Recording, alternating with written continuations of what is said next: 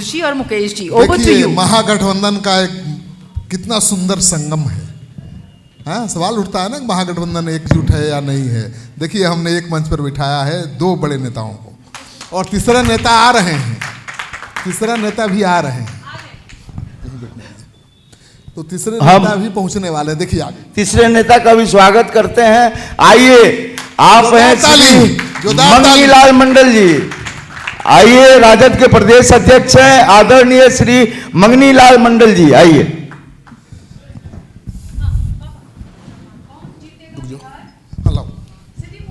Conclave में हमारे बहुत ही आदरणीय श्री मंगनीलाल मंडल जी हम सबके बीच में हैं। उनका अभिनंदन करते हुए हम गौरवान्वित हो रहे हैं। एक इतिहास पुरुष हमारे बीच का अभिनंदन एक बार जोरदार तालियों के साथ।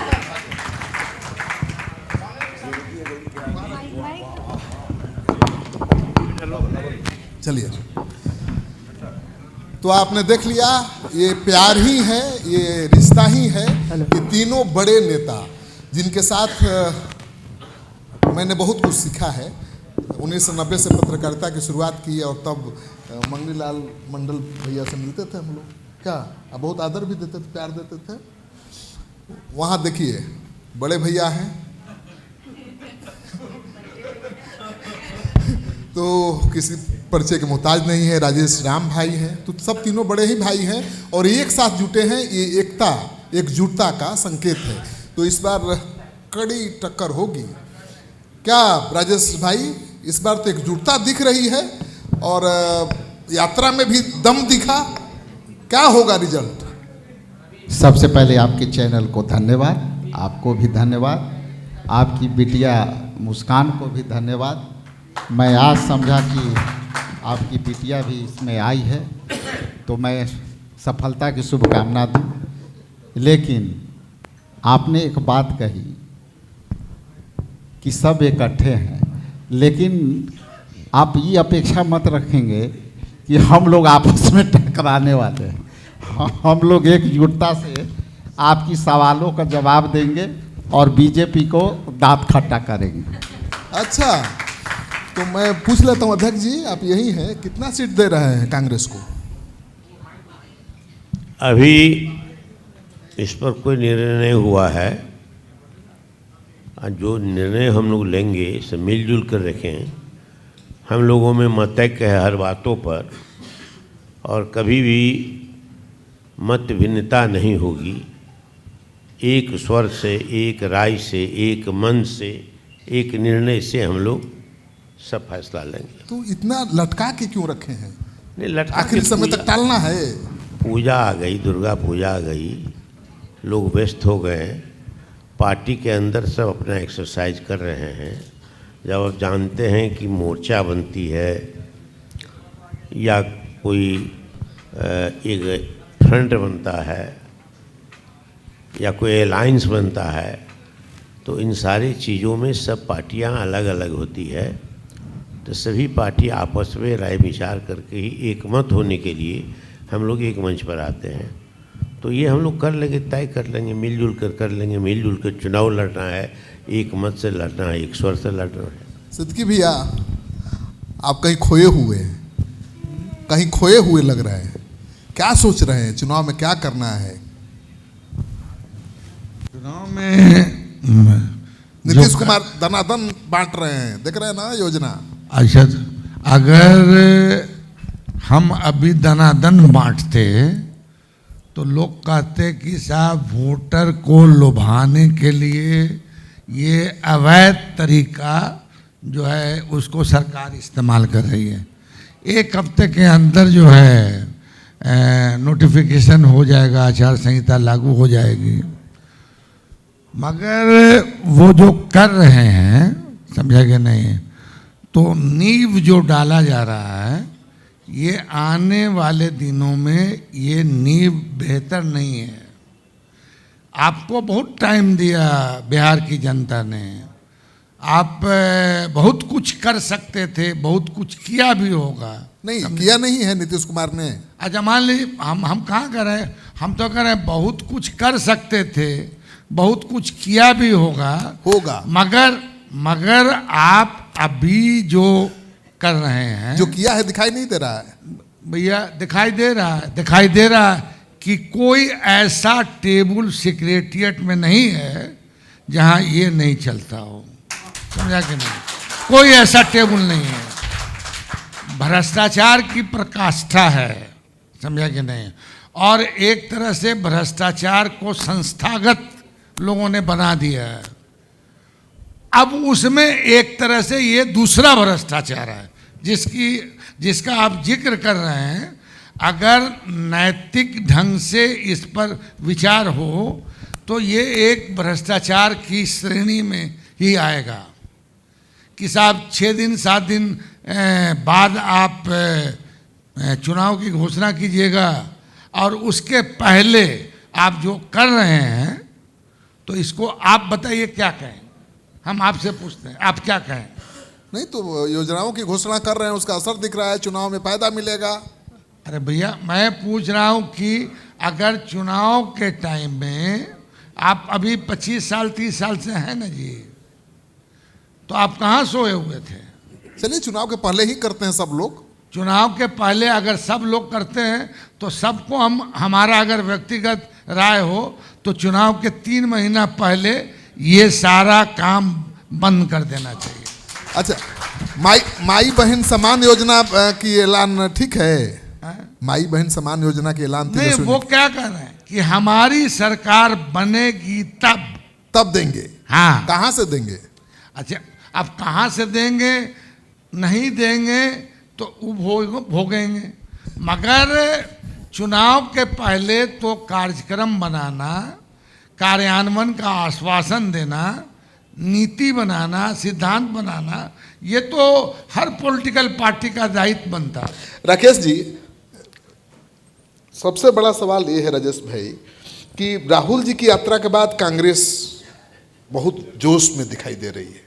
बहुत होता है ना, जोश भर गया है बहुत, और दमखम दिखेगा इस चुनाव में लग रहा है। सीट बढ़ेगा कि घटेगा?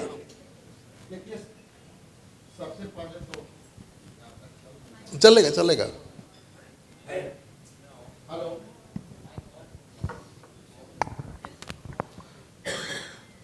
सबसे पहले तो स्पष्ट कर दूं कि जो वोटर अधिकार यात्रा है, कभी भी हमारे इंडिया गठबंधन के सारे नेता एक साथ यात्रा किए।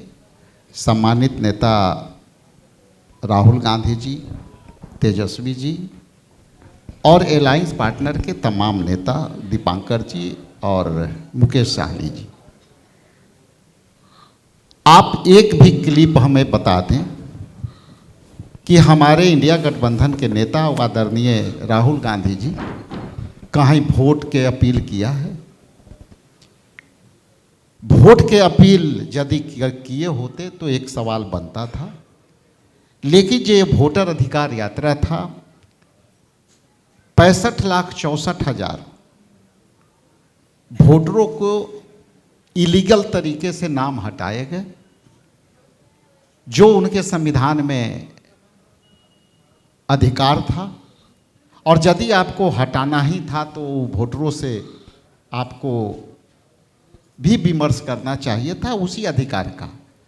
आपने दूसरी बात कही कि कांग्रेस में जोश है। ये कांग्रेस में ही नहीं, जिस तरह से वोटर अधिकार यात्रा को लेकर के जनता ने अपनी समर्थन जुटाई और जनता ने जिस तरह से संपुष्टि की, उसको सही माना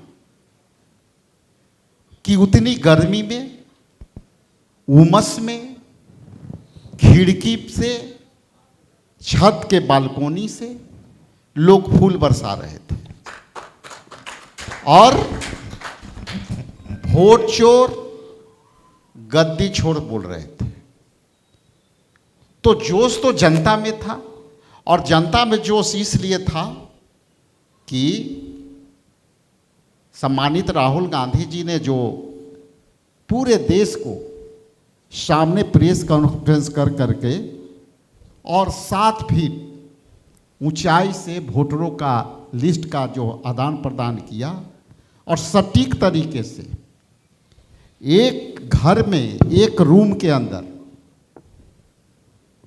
जो 200 या 67 वोटर वहाँ से निकले तो जनता ने मान लिया कि ये सच बात है और बिहार में उसका प्रमाण मिल गया।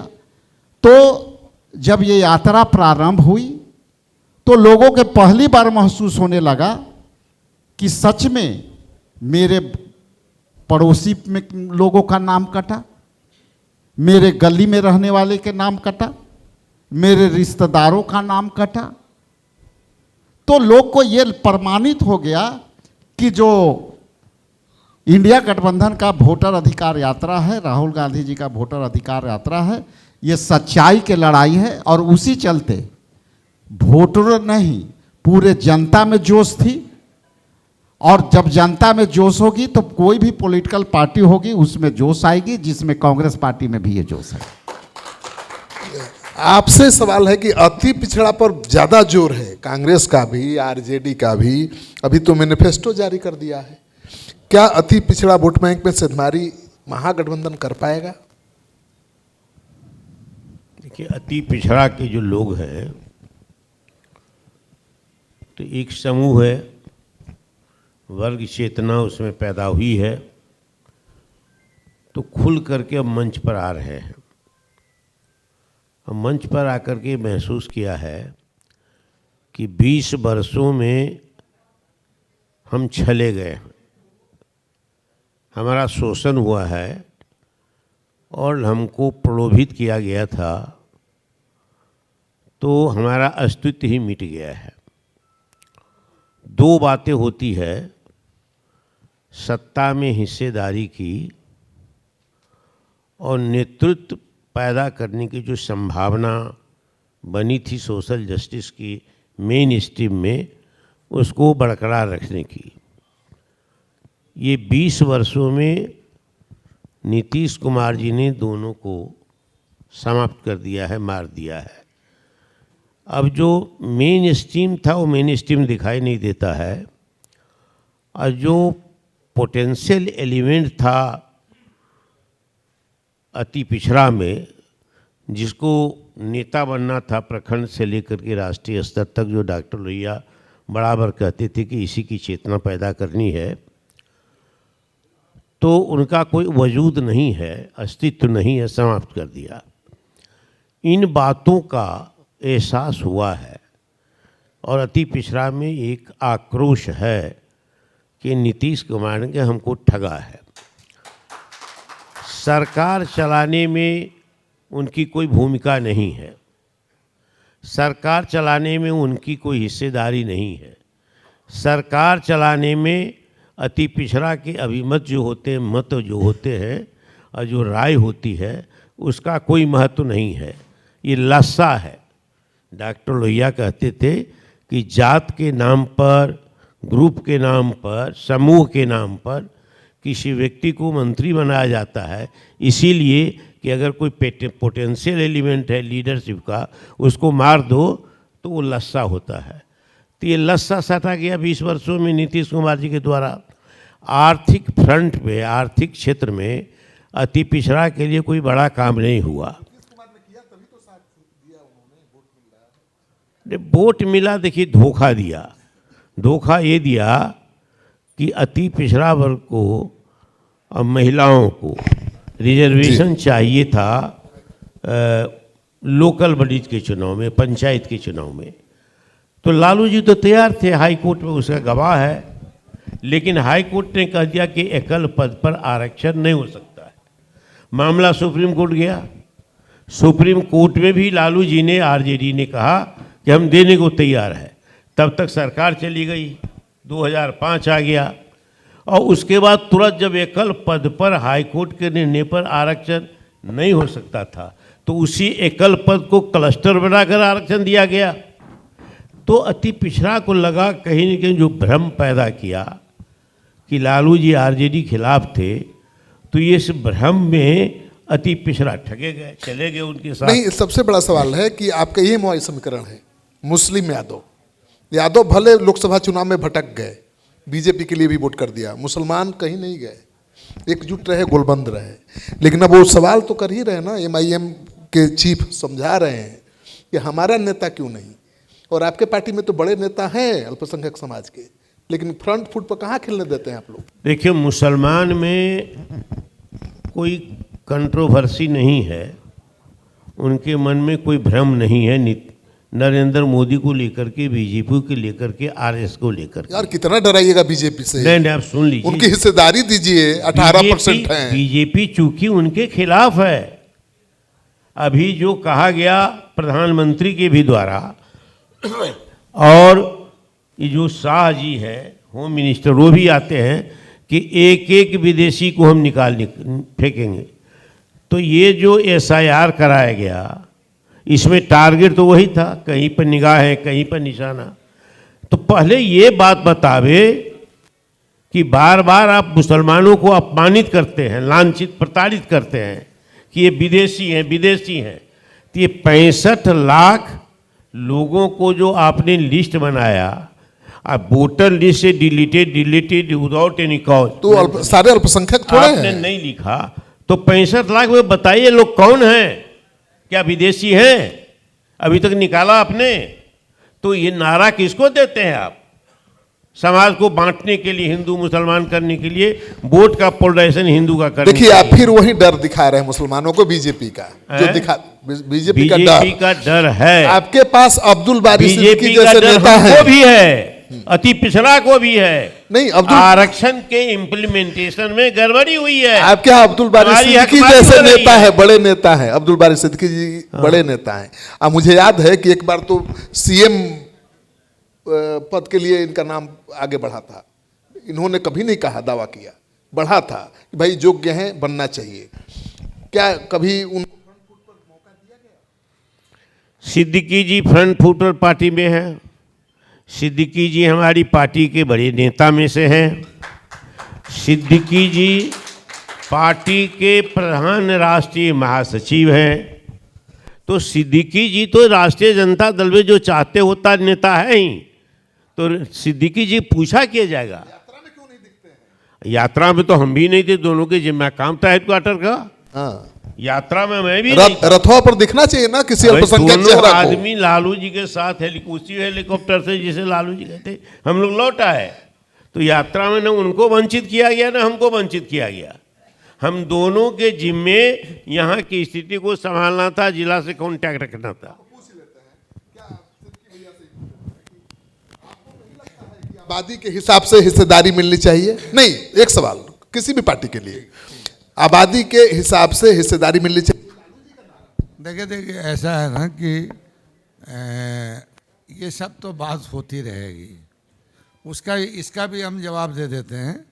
मगर जो मुख्य बात यह है, जो हमारा संविधान है, संविधान के अनुरूप हमारा आचरण हो रहा है या नहीं हो रहा है, हम कर रहे हैं या नहीं कर रहे हैं, यह एक विचारणीय विषय है। जो हमारा संविधान है, इसकी 4 आधारशिला है, मतलब खंबा कहिए कि एक हमारा देश जो है सार्वभौम होगा, खुद मुख्तार, किसी दूसरे की भागी में दखलंदाजी नहीं होगी। दूसरा है कि हमारा संविधान जो है डेमोक्रेटिक होगा, लोकतांत्रिक होगा, बड़ा छोटा, राजा महाराजा, रानी महारानी, मेहतरानी, सबका बराबर का हक होगा, ठीक है। और तीसरा जो हमारा संविधान का खंबा है, वो है कि साहब हमारा मुल्क जो है सेकुलर होगा, मतलब हिंदू मुसलमान सिख ईसाई सबको बराबरी का दर्जा मिलेगा। और चौथा बाद में जुड़ा कि साहब हमारा मुल्क समाजवादी होगा। अब हम खाते हैं संविधान की कसम, प्रधानमंत्री बनते हैं तो संविधान की कसम, गृह मंत्री बनते हैं तो संविधान की कसम, मुख्यमंत्री बनते हैं संविधान की कसम। मगर संविधान की कसम खाने वाले लोग जो नफरत का, घृणा का, द्वेष का अगर माहौल बना रहे हैं तो मुझको लगता है कि आपको अपना भी दायित्व निभाना चाहिए। अगर हमारी गलती है तो मेरा कान अमीठी है, आपको इतना अधिकार दिया है लोगों ने। मगर जो आदमी घृणा का, द्वेष का, धार्मिक उन्माद का और एक महत्वपूर्ण पद पर बैठा हुआ आदमी व्यक्ति कहता है कि पाकिस्तान भेज देना है, पाकिस्तान तुम्हारे बाप का होगा, हमारा नहीं है। इसलिए कि जब हमको ऑप करना था, हमारे बाप दादा 10 पुरखों ने ऑप किया कि ये हमारा वतन है, इसी में हम पैदा हुए हैं, इसी में गड़ेंगे, इसी की मिट्टी में मिल जाएंगे। अब इससे ज़्यादा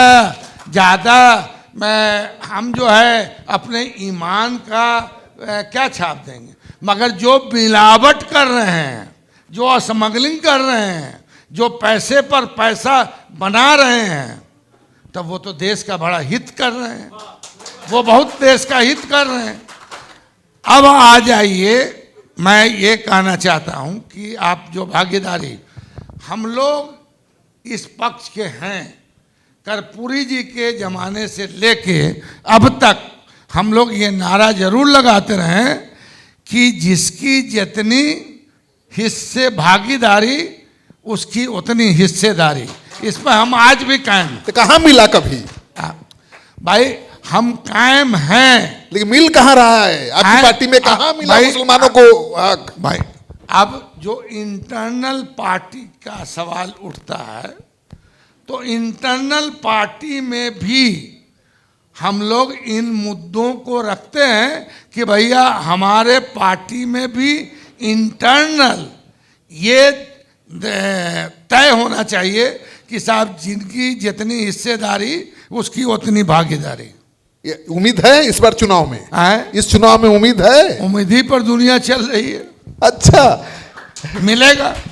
राजेश राम जी, अभी संजय पासवान जी यहाँ आए थे और बोले कि कोई भी पार्टी, चाहे वो कांग्रेस हो, जैसा मैंने कहा दोहराया सवाल, कि दलित हो, अति पिछड़ा हो, किसी को अगर सीएम घोषित कर दिया जाए तो सरकार अकेले बना लेगी। कांग्रेस भी, आरजेडी भी, जेडीयू भी, बीजेपी भी। अगर दलित या अति पिछड़ा, दलित का ज़्यादा उन्होंने कहा कि दलित को कोई सीएम घोषित करे तो क्यों नहीं कर रही है दलित को सीएम घोषित? सबसे पहले तो आप जो सवाल किए, नहीं मेरा नहीं, संजय पासवान बीजेपी के नेता हैं, उन्होंने अपने पार्टी के बारे में आ रहा हूं पूरी बात कंप्लीट करने। ये सच बात है कि वो सवाल यदि वो किए तो ये बताइए कि अभी संजय पासवान जी कौन पार्टी में है? बीजेपी में है। तो बीजेपी को पहले घोषणा करना चाहिए। हाँ बोल रहे हैं, सत्ता में वो है। हाँ बोल रहे बीजेपी 11 साल से केंद्र में वो है, बताइए है कि नहीं है? और 20 साल से बिहार में है ना, बोल रहे बीजेपी को भी करना चाहिए। तो ये आपके मंच पर आके बोले, बड़ा सम्मान है, मैं सम्मान के साथ बोल रहा हूँ। लेकिन आप क्यों नहीं बोल रहे हैं कि हाँ दलित को होना चाहिए सीएम? आते हैं ना, हाँ प्रत्युष भाई आते हैं, हाँ। एक एक करके हम जवाब देंगे। तो पहले तो बीजेपी में है तो उनकी, हमारे भाईजान को कौन सी स्थान पर रखी गई है। दूसरी कि बीजेपी में कोई ऐसा दलित चेहरा है, उसको पहले सत्ता में है। हम लोग तो संघर्ष कर रहे हैं। हम 2025 में इंडिया गठबंधन की सरकार बनाएगी तो सारे फैसले मिल के कर लेंगे। कांग्रेस के पास तो है चेहरा, लेकिन 20 साल पहले कांग्रेस के पास चेहरा तो है, सत्ता में है, कांग्रेस के पास चेहरा तो है, सत्ता आरजेडी के पास चेहरा तो है, अति पिछड़ा सत्ता में है। वो सवाल कंप्लीट कर लीजिए। जहां तक तेजस्वी यादव जी को इतना जल्दी क्या अपने सीएम बनने का? वो मंगनी लाल मंडल को भी बना सकते हैं, वो अब्दुल बारी सिद्दीकी जी को भी बना सकते हैं, राजेश राम को भी बना सकते हैं। देखिए, हम लोग इंडिया गठबंधन के लोग मुद्दों पर आधारित हम वोट के मांगेंगे। नहीं, सीएम के मुंह में हमारा मुद्दा स्पष्ट है कि हम बेरोजगारी के साथ मुद्दों पर, जनहित के मुद्दों के साथ इंडिया गठबंधन लड़ेगी। रहा बात फेस का, तो हम लोग तय कर चुके हैं। अब आप लड़ाई लड़वाना चाहते हैं, मीडिया में चलाना अरे चाहते तो हैं, लड़ाई अलग की क्या चीज़ बात है भाई? हम लोग सब भाई है, कोई मत भिन्नता नहीं है। गार्जियन यहाँ बोले हैं, ये भी गार्जियन है, हम लोग सब मुद्दे पर आगे बढ़ रहे हैं। लास्ट सवाल। लेकिन हाँ, लेकिन हाँ हाँ हाँ बिल्कुल, हाँ जी। तुम अपना वोट, अपने परिवार का वोट, अपने समाज का वोट हमको दिला दोगे तो हम मुख्यमंत्री हो जाएंगे। मैं बिल्कुल बिल्कुल दे सकता हूं, मैं बिल्कुल, पूरा परिवार में दे देगा। आप जान लीजिए, आप सुन रहे हैं तो कहानी सुन लीजिए। मेरे भैया फुटबॉलर हैं, महिला भैया, उनका दोस्त है शकील, वो भी फुटबॉलर है। हमारे घर में कोई भेद ही नहीं है, वो आता है तो भाई जैसा, मात जो है ना दोनों को बेटे जैसा प्यार करती है। ये नेताओं में भेद होगा, आम लोगों में नहीं है। फुटबॉलर को, जो रियल फुटबॉल का प्लेयर है, तो उसको तो एक दूसरे को पास देना पड़ता है। हाँ तो अगर फुटबॉल की भावना से हाँ अगर आप राजनीति कर रहे हैं, हाँ। तो एक दूसरे को पास देना पड़ेगा। बिल्कुल। चलिए अब लास्ट एक सेकंड। अभी एक बहुत बड़ा पुल गिरा है, हाँ बहुत गिर रहा है। माननीय मुख्यमंत्री के क्षेत्र पर, तो एक सवाल हम लोग से वो भी पूछ लेते तो जवाब अच्छा दे देते। अरे पुल एक थोड़े गिरा है, 17-18 गिर गया। ये 17वां है, तो हम दिखाते हैं भाई। तो उस पर पूछते तो और हम बढ़िया से जवाब देते। नहीं, 17-18 पुल गिर गया तो क्या चुनाव का मुद्दा बना के आप सरकार बना लेंगे? देखिए, पुल गिरना हाँ ये सरकार की बहुत बड़ी नाकामी है। और आप जब पुल गिरते हैं तो दो ही बात आते हैं कि चूहा ने गिरा दिया, चूहा ने गिरा और बेचारा चूहा को पता ही नहीं है कि हम पर आरोप भी लगे। इसलिए ये स्पष्ट है कि बिहार में जो मैकेनिज्म है गवर्नमेंट चलाने का, वो मैकेनिज्म बिल्कुल डिमोलिश हो चुका है। आप सरकार में रह के आप कौन सा काम किए हो वो डिलीवर करो ना। सरकार मतलब सर्विस प्रोवाइडर। जनता इसलिए हमको चुन के भेजती है कि भैया हमको सर्विस दो, सर्विस में रोड दो, पुल दो, पुलिया दो, नौकरी दो, पलायन रोको, ये है। लेकिन ये सरकार ऐसी है कि कभी भी अपने किए गए कामों पर चर्चा करती नहीं। तो जब अपनी काम पर चर्चा नहीं करती, इसके मतलब ये हुआ कि उनके पास अब तक 20 साल में कोई मुद्दा नहीं है ऐसा जिसको कि जनहित के मुद्दे में वो काम किए हों। जिनका काम होगा वो काम के बात करेंगे, मुद्दों पर बात करेंगे। केवल विपक्ष को से सवाल करेंगे तो विपक्ष तो मजबूती से सवाल दे रहा है। महागठबंधन की सरकार बनाना बहुत मुश्किल नहीं है। केवल 5 से 7% वोट आपका बढ़ गया तो आपकी सरकार बन सकती है। मेरी समझ में बात आती है, पिछली बार कितना से चुके थे? 11,000-12,000 वोटों से चुके थे केवल। वो मैं मानता हूँ, लेकिन सवाल ये उठता है राजेश भाई कि उस चुनाव में गठबंधन अलग तरह का था। चिराग पासवान बागी हो गए थे, जेडीयू को हरा रहे थे, इस बार एनडीए के साथ हैं। आपके साथ प्लस पॉइंट है कि उस समय मुकेश सहनी भाग गए थे, मुकेश सहनी इस बार आपके साथ हैं, ठीक है। लेकिन जब तक अति पिछड़ा नहीं जुटेगा, जब तक दलित नहीं जुड़ेगा वोट बैंक, सरप्लस नहीं होगा, तब तक नहीं सत्ता पा सकते आप। एक बार पीछे में मैडम, तुम्हारी शुभकामना है ना कि हम लोग की सरकार बने? बिल्कुल। चलिए, देखिए, लोग तेजस्वी को मान रहे हैं, तेजस्वी को मान रहे हैं कि तेजस्वी नौकरी दे सकता है। वो नैरेटिव तेजस्वी ने सेट किया है। हमने रैंडम सर्वे किया है 50 विधानसभा क्षेत्रों का, तो लोग मान रहे हैं कि भाई तेजस्वी नौकरी देने वाला नेता है। ये परसेप्शन तो उन्होंने बनाया है, लेकिन इस परसेप्शन ही काफ़ी नहीं है। डर भी है कि कहीं तेजस्वी जी मुख्यमंत्री बन गए तो बदमाशी शुरू ना हो जाए। ये भी है जो लोग कह रहे हैं, मैं नहीं कह रहा हूँ। 20 साल पहले क्या था, आज क्या है, तेजस्वी में लालू जी के ज़माने में बहुत फर्क है। तेजस्वी। देखिए, इसका जवाब ऐसे मैं दूंगा कि डर को कितना दिन डराओगे आप। हमेशा प्रधानमंत्री आते हैं, भाषण देते हैं, गृह मंत्री आते हैं, भाषण देते हैं। हियाँ के जनता उम्मीद करती है कि गृह मंत्री, प्रधानमंत्री आए हैं तो हमारी कुछ बात होगी। यहाँ बात ये होगी कि जंगल राज और सांप्रदायिक शक्तियों को उस्काना। लेकिन ये तो स्पष्ट है ना कि आप बिहार में गुंडा राज कायम है, तो भाई आप 20 साल से सत्ता में हो तो आप जंगल राज के परसेप्शन को जिंदा रखते हो, लेकिन गुंडा राज उससे ज़्यादा है। मंत्री के घर के आसपास फायरिंग हो रही है, तेजस्वी के घर के बाहर भी गांधी मैदान के नजदीक व्यवसायी मारे जा रहे हैं, हॉस्पिटल में तो शूट आउट ये हुआ, हॉस्पिटल में बलात्कारी बच्चियों के साथ उपचार बिना मर रही है, और आप कितना दिन डराओगे।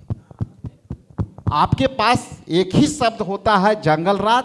इसका मतलब आपके पास कोई मुद्दा नहीं है, कोई आपने जनहित में रह करके जो कहते हैं 11 साल बेमिसाल। आप 2 करोड़ नौकरियों की क्या हुआ, उस पर बात करो ना।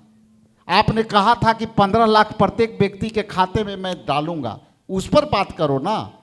आपने कहा था कि मुझे 100 दिन दे दो, मैं 100 दिन में हम सारे देश के काला धन बाजारियों को खोल के ले आएंगे। आज हो गया क्या? तो इस पर बात करना चाहिए। यदि आप सत्ता में हैं तो सत्ता में रह कर किए गए काम को क्या डिलीवर किया है, उस पर बात होना चाहिए। आप 100 साल और 20 साल पुरानी बात नेहरू गांधी परिवार को कोसते हो, लेकिन एक सुई नहीं बना सके तुम। और आप 1 रुपया 2 रुपया एकड़ में आप जमीन किसान से बिना पूछे ले रहे हो पावर थे, और एक व्यक्ति के बेनिफिट के लिए आप देश में काम कर रहे हो, उसमें अडानी और अंबानी के लिए। तो ये भी बोलो ना कि आप जब भागलपुर में आए तो किसानों को क्यों रोक दिया, घर में नजर बंद कर दिया। किसानों को बिना पूछे आप उसकी जमीन हड़प लिया। 10 लाख जो है आम के जो है जर्दालू आम था, उसको पेड़ काटे जाएंगे, उस पर किसान से राय नहीं लिया गया। तो आप जंगल राज करते रहो। इसके मतलब आपके पास मुद्दा नहीं है। मुद्दा यदि होता तो आप अपने किए गए कामों पर चर्चा करते, उस पर वोट मांगते। लेकिन डरा डरा के अब जनता डरने वाली नहीं है। ये सारे बातें समझ। देखिए, बीजेपी भी डराती है, सही बात है, बीजेपी भी डराती है, जंगल राज का हवाला देती है। आप भी डराते हैं बीजेपी के नाम लेकर मुसलमानों को, लेकिन सरकार तो बनाएंगे यही मंगनी लाल मंडल जी, जो 85 साल की उम्र में अध्यक्ष की कुर्सी पर बैठे हैं। अति पिछड़ा आ गया, सरकार बन गई। हवा का रुख बदल गया है। अति पिछड़ा के लोग 37-38% टोटल है। 38% में हम जो अति पिछड़ा मुसलमान में है, उनको हम मुसलमान में अगर जोड़ देते हैं तो 10% 12% माइनस हो जाता है। तो मान लीजिए 10% घटाई तो 27% रह गया। 27% में कुछ अति पिछड़ा में ऐसी जातियां हैं जो कर्पूरी ठाकुर के बाद आई हैं, तो उनके वोट को अभी हम अस्थिर मानते हैं। तो 20-22% वोट जो है ठोका हुआ अति पिछड़ा का, उसमें सिंधमारी नहीं होगी इस बार। और उनका मन बिल्कुल जुट गया है कि हमको बदलना है। असल में मन में है बदलना है, नीतीश कुमार को हटाना है। 20 साल का कालखंड बहुत होता है। बिहार में 67 के बाद 10 साल का कालखंड रहा है सत्ता बदलने का। 3 बार ऐसा हुआ है। इस बार 20 बार जो है वो लोकतांत्रिक व्यवस्था में ये संभव नहीं है कि इतने दिनों तक एक व्यक्ति रहे। तो वो झूठ बोलकर, क्योंकि वो अपने कुछ करता नहीं है, उसके पीछे 3.5 आदमी है जो उस लोगों का प्रतिनिधित्व करता है जो पिछड़ा अति पिछड़ा के खिलाफ है। और जंगल राज इसीलिए आता है कि हमको गाली दी जाती है, अब वोट भी ले लेता है। तो ये गालियां सुनने के लिए हम तैयार नहीं हैं। अति पिछड़ा में इतनी चेतना आ गई है तो 2-4% वोट इधर उधर चला जाए, कोई कोई ले ले, लेकिन बाकी वोट कंसोलिडेट इस बार तेजस्वी जी के व्यक्तित्व में आकर्षण है। और जो आपने कहा है नौकरी के मामले में और विजन के मामले में, तो ये परसेप्शन अब नहीं रहा, परसेप्शन तो बिल्कुल रियलिटी में चेंज हो गया है। ये उनका विजन हो गया है। इस विजन को लोग पसंद करता है, बोलता भी है तो बहुत एसर्टिव मैनर में बोलता है, तो वो भी लोग पसंद करता है कि लालू यादव में जो एसर्टिवनेस था यही उनके बेटा में है। और वो ठीक ठाक इधर उधर बात नहीं करता जो लालू जी करते थे, इसीलिए तेजस्वी जी का व्यक्तित्व का विकास हुआ है। लालू जी इधर उधर की बात करते थे केवल, लालू जी हंसाते थे, लोगों को बहुत अथी करते थे। लालू जी से बड़ा कोई नेता हुआ है? अब मुझे लगता है कि न हुआ है न होगा। गलत बात पकड़ लिए। लालू जी हंसाते थे भी मीटिंग में, तेजस्वी सॉलिड बात करते, सबका सब क्वालिटी होती है। बदले हुए जमाने के नेता देता है, नौजवानों का नेता है, गरीबों का नेता है, जो बुजुर्ग है उसका भी नेता है। अभी हमने एक टीवी देखा जो सबसे बड़ा मुस्लिम पॉपुलेशन कंस्टिट्यूंसी कुछ है किशनगंज इलाके में, तो कहा कि इस बार किसको वोट दीजिएगा। तो पहले तो कहा कि पिछली बार हम ओवैसी को देकर ठगा गए, इस बार क्या कीजिएगा, तो लालू को बेटा को देंगे, ये भरसन था। लालू के बेटा हम लोग बोल तो कहा, दूसरा को पूछा ये क्यों लालू के बेटा को चयन करते हैं, कहा कि काम करने वाला है, वो नौकरी 5 लाख दिया है, अगर रह जाता तो 10 लाख नौकरी देता और काम करता।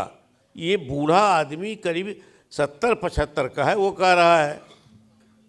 चलिए इतनी बातें आपने रखी। हम राजेश भाई कुछ अति पिछड़ों के आप बात कर रहे हैं तो ये कंफ्यूजन नहीं है अति पिछड़ा में इस बार। हाँ, तब सरकार बन जाएगी। अति पिछड़ा आएगा तो कौन रोकेगा? आपकी सवाल को थोड़ा इसको एलिब्रेट करके थोड़ा आगे करता हूँ। पिछले बीते दिनों सम्मानित खड़गे साहब, राहुल जी और तेजस्वी जी एक 10 पॉइंट जो है समिट को उन्होंने प्रेस कॉन्फ्रेंस में कहा, आपको याद भी होगा, आपके लोग गए भी होंगे। ये वाजिब बात है कि अति पिछड़ों के लिए जब हमारी सरकार बनेगी तो हमने स्पष्ट रूप से 10 पॉइंट का हमने मैनिफेस्टो, हाँ, उसमें हम लोगों ने किया है।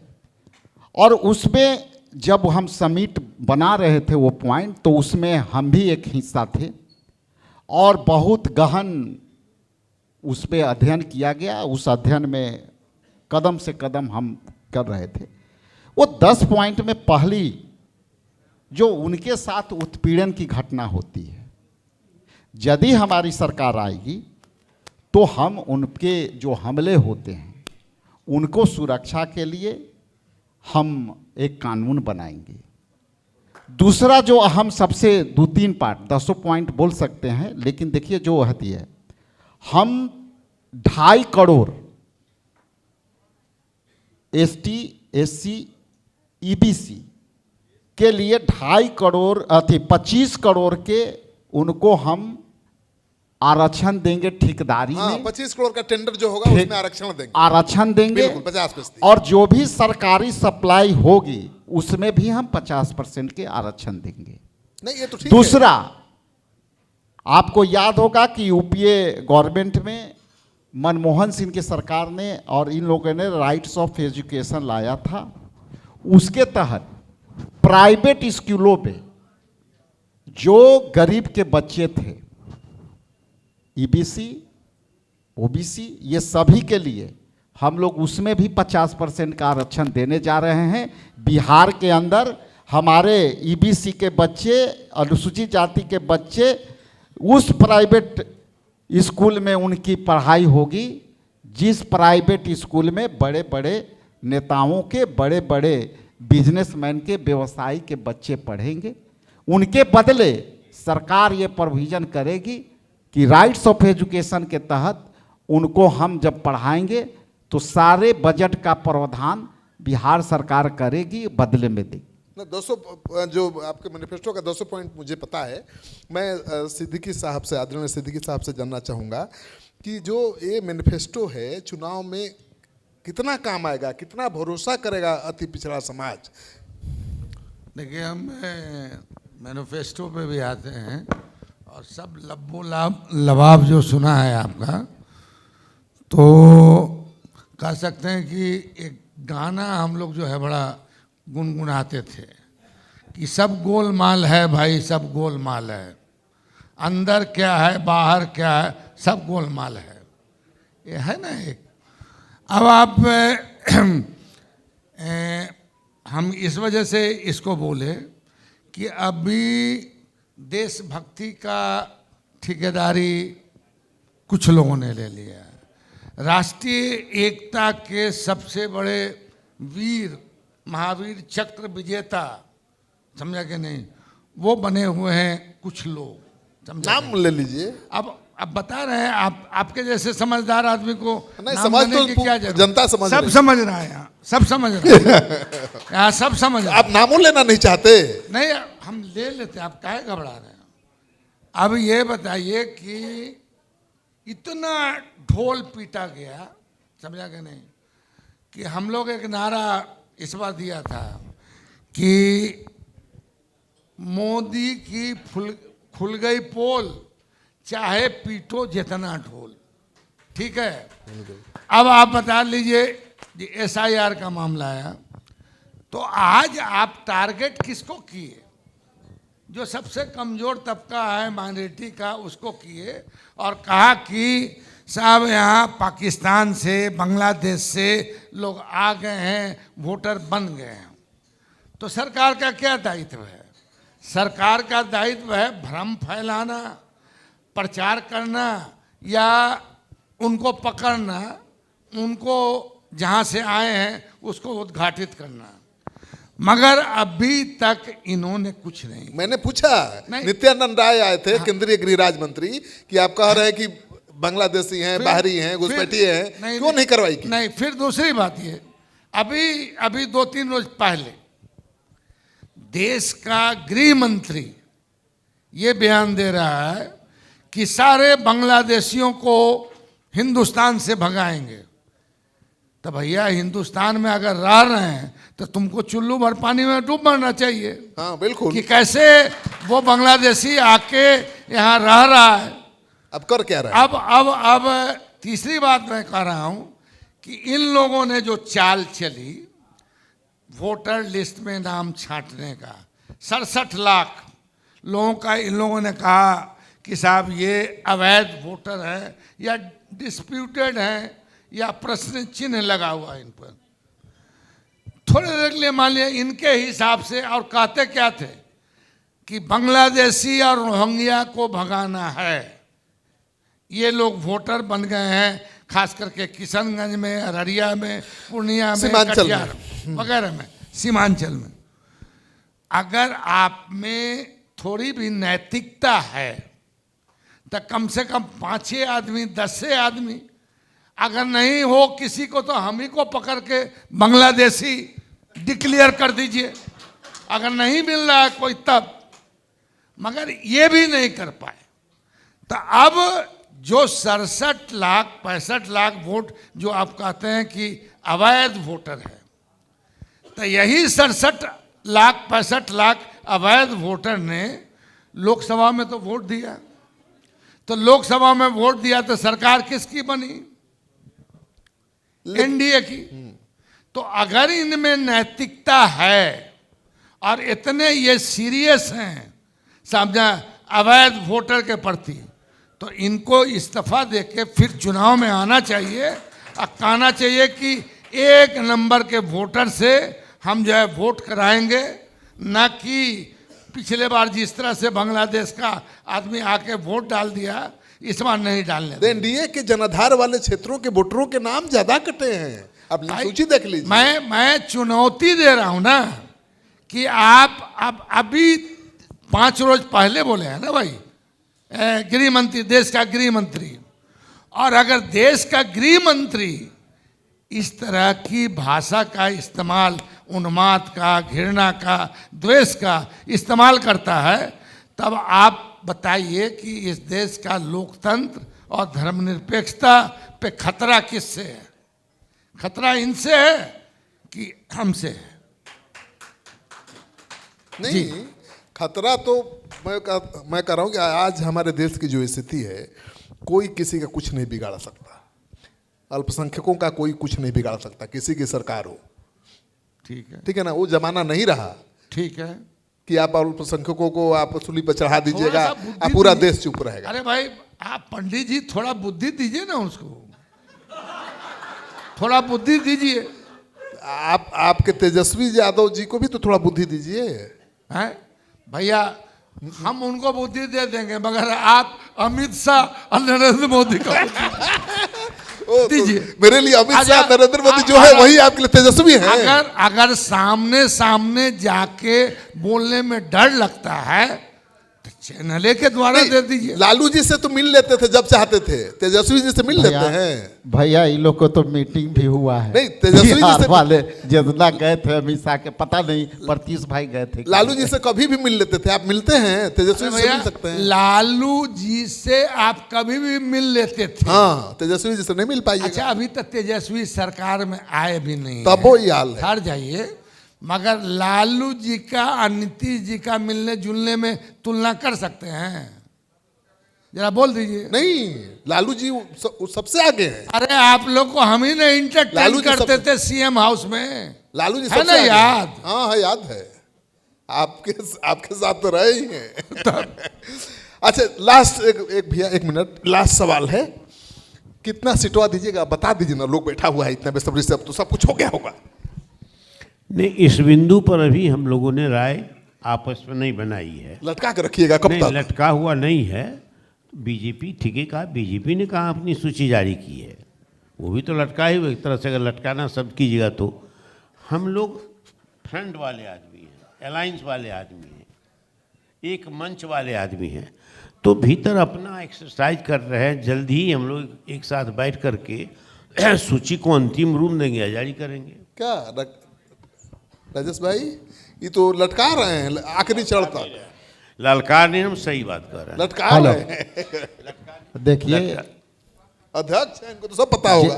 जितना अभी अध्यक्ष हैं, आपको भी पता होगा कांग्रेस कितना पर लड़ेगी। कितना सीट कम लीजिएगा? पूरा पहले पुरनका के जवाब दे देना आपके सवाल के। पहला तो ये है कि हम 6 पार्टनर हैं और हम 6 पार्टनर के सभी दल मिलके गंभीरता से एक एक बिंदु पर हम लोग बात करके पूरी प्रगति से आगे बढ़े। अब कब तक बात करिएगा? आगे बढ़े। आप कह रहे हैं लटका रहे हैं, लेकिन चिराग पासवान उधर लटका रहे हैं कि 243 पर हम लड़ेंगे, तो ओकरो बारे में थोड़ा हाँ, बोले हैं वो तो। नहीं, हमने दिखाया है कि बोरिया बिस्तर बांध के बैठे हैं, अकेले लड़ सकते हैं, हिम्मत है, बोले हैं, हमने दिखाया ये है। मैं कंप्लीट कर दूं, हमारी गठबंधन की गांठें बहुत मजबूती से आगे बढ़ रही है। हम एक एक विषय पर कोऑर्डिनेशन कमेटी में बैठ करके चर्चा कर रहे हैं और आपका जल्दी ही प्रयास है कि आपका एक ब्रेकिंग न्यूज बने। हाँ। लेकिन आज देख हम जाइए। थोड़ा बीजेपी के भी देख रहे हैं कि वो क्या करते हैं। अरे आपको बीजेपी हमारा से देना, किताब अपना उम्मीदवार रेडी है।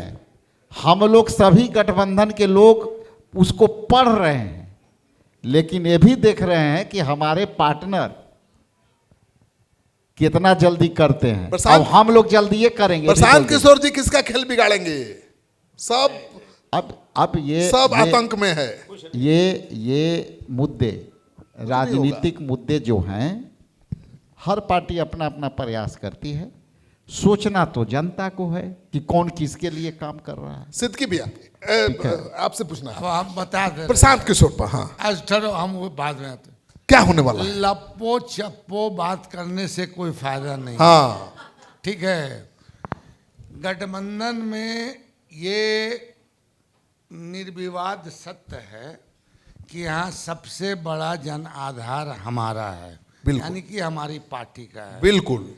यहाँ अभी सबसे बड़ी हमारी पार्टी है, तो सबसे ज्यादा सीट पे हमारी पार्टी लड़ेगी। बिल्कुल। इसमें तो कोई दो मत नहीं है। लेकिन सीएम न का चेहरा- राजेश जी को दो मत है, न हमको दो मत है, न किसी तीसरे को। राजेश जी सीएम का चेहरा क्यों नहीं मान रहे हैं? अरे भैया बता रहे हैं, ये तो निर्विवाद सत्य है हाँ। कि जो पार्टी जहां बड़ी है अभी वर्तमान परिस्थिति में, जिसका जनाधार अभी ज्यादा है, वो पार्टी ज्यादा सीट पे लड़े। बिल्कुल। मगर जो हमारे एलाइज हैं, उनको उनकी प्रतिष्ठा के हिसाब से उनके साथ किसी तरह का भेदभाव नहीं किया जाएगा। हाँ, लेकिन सीएम तो उम्मीदवार मानने को तैयार है नहीं है कांग्रेस। जब तक आप सीटों फाइनल नहीं करिएगा वो सीएम नहीं मानेगी। ये रउआ लगई थी, हाँ, मान लिए ये रउआ लगई थी। रो मान लिए नहीं? हम लोग मान लिए नहीं तेजस्वी के? हम लोग ये स्पष्ट है हाँ। कि कोऑर्डिनेशन कमेटी के जो चेयरपर्सन है, ये सारे निर्णय मिलजुल के लेना है। सीएम वही हूँ। अब हम लोग को ये मंचवा पर लड़वावे की तेजस्वी जी कोशिश ही CM मत होंगे करिए। ना? ये सबसे बोल ट्रस्टेड दीजिए। और ट्रस्टेड भी बोल गठबंधन दीजिए है। तेजस्वी जी सीएम होंगे ना? आप ही तो जानते हैं ना कि आप पूरे एक लाइन देश बोल में, दीजिए। अरे पूरे देश एक में लाइन सबसे बोल दीजिए। पुराना गठबंधन किसका है? नहीं ना, उसे बहाना नहीं था, मैं नहीं। एक सबसे लाइन बोलिए। पुराना गठबंधन तो आरजेडी कांग्रेस का है। अरे तो एक लाइन बोलिए तो ना, इसमें तेजस्वी कहाँ ही कुछ सीएम है? होंगे। खूंटा काट के बोलिए। ठीक है, आप नहीं बोलेंगे समय पर सब दिख जाएगा होंगे तो वही बड़े ठीक है। दल के नेता हैं, समय पर ज्यादा सब विधायक दिख होंगे, जाएगा। बोलेंगे तो वही। और हम लोग को सबको तीनों को पता लेकिन है आप लोग कहा नहीं कहाँ रहे क्या हैं। है। चलिए, आपने बहुत समय दिया। मैं बहुत आभारी हूँ। सिद्दीकी भैया का बहुत आशीर्वाद मिलता रहा है, राजेश भाई का भी बहुत सहयोग। मंगनी लाल भैया तो हम लोग के बाबा हैं, का भैया कहते हैं, लेकिन बहुत प्यार देते हैं आप बाबा आए। से आशीर्वाद लीजिए, लेकिन आशीर्वाद फोटो दे- दिलवाइए। तो आपने देखा, आपको अच्छा लगा होगा। ये हमारे ऐसे नेता हैं जिनके साथ हम लोग सहज महसूस करते हैं, खुलकर बात कर सकते हैं। आज के जो नए जमाने के नेता हैं, बहुत असहज महसूस मैं करता हूं और खुलकर बात भी नहीं कर सकता, मन भी नहीं करता है। तो तीनों मिल गए थे, एक साथ बिठाया और पहली बार दिल खोल करके अपने तीनों नेताओं से बातचीत की है। आपको कैसी लगी ये बातचीत? कमेंट बॉक्स में जाइए, अपना कमेंट जरूर लिखिए।